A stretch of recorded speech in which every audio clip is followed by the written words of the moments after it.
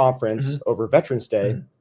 and the surviving team members from Hal Moore's platoon, the book We Were Soldiers Once and Mhm. Young, all the survivors from his team were there at the conference. Oh, And it cool. was just so inspirational to see these guys and hear their stories of what it was like to be one of those first helicopter Mhm. flights that came in and landed in Vietnam.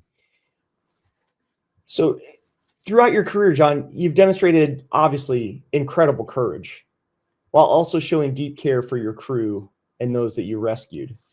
How do you cultivate both bravery and compassion as a core leadership trait?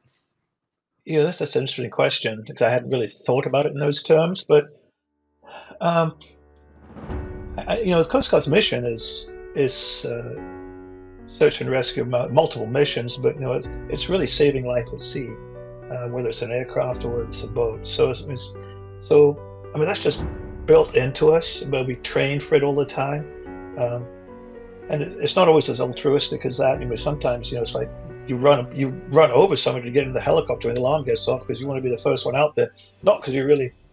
I don't want to say you don't care about the person being rescued. You just want to be the one to do the rescuing.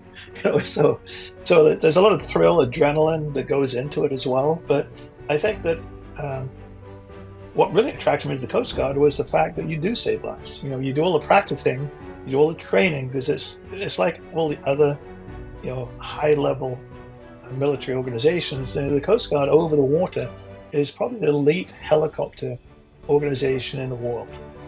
They you've got other guys, the Army has special ops, and the Air Force does their thing, and then the Navy has their thing. But in terms of being able to hover at night over a moving target, the Coast Guard is absolutely the best. So you got the training, and then, for me personally, maybe it's just who I am. It's just caring about people, and just making sure that you're um, willing to just do what it takes to rescue somebody who's in distress. And I've rescued everything from dogs to people who had missing body parts, and people who were barely hanging on, people who were lost at sea, and we found them just a head bobbing up and down. And there's just that thrill that goes with it, truthfully, of being successful, knowing you accomplished a mission.